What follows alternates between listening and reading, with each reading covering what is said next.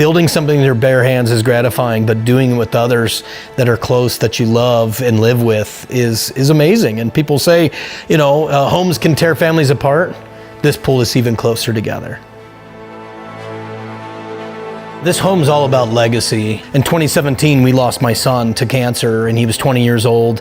My son's name was Austin Wade Barber. He was, you know, always wanting to stay honest to his craft, to his art, and we feel him with us every single day.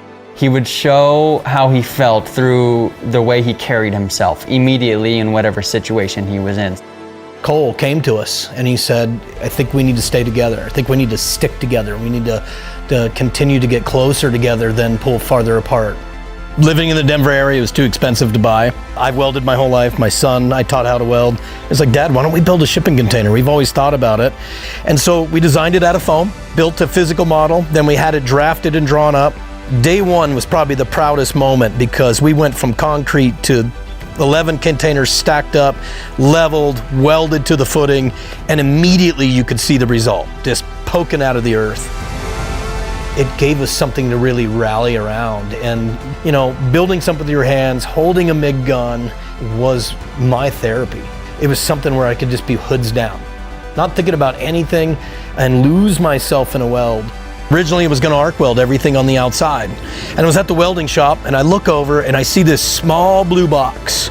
And it intrigued me because it looked light. I mean, literally could climb a ladder with it. And I stopped using all other equipment. There wasn't one weld in this home not done with that 211. The build of this home not only was putting together 11 containers, but it was pulling together, at the time, 4 of us, then 5 of us, then 6 of us as grandchildren were born. Just a couple days before he passed away, we knew he had mentioned that if he had ever had any babies, that he would have named his daughter Aura Ella. A month later, me and my husband got pregnant with our first daughter, and we decided that a special name for her would be Aura. Everything we made from the moment I started welding gates as a child, I mean, we always left our little imprint on it somewhere, in a creative sense.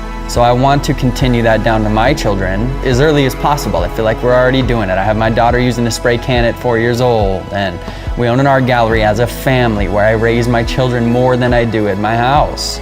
We get to see the grandkids every day, and you know, it's healed our hearts for sure.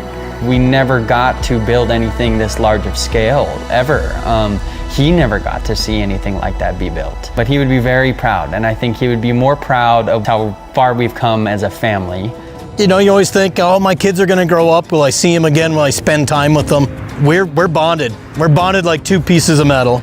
Now we're gonna start working together. Today, housing inventory is so low, we're not about to catch up in 25 years. And our growing population needs places to live that are affordable. We're gonna start building small carbon dwells on this very site.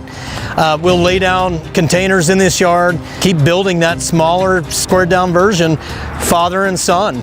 You know, these containers are literally built to withstand all the elements this world can throw at them. And our family have thrown over the last 3 years as much as we could at it, and not a dent. It's built to last. It's gonna be here well past my years, well past my grandchildren's years. This is my legacy I leave behind.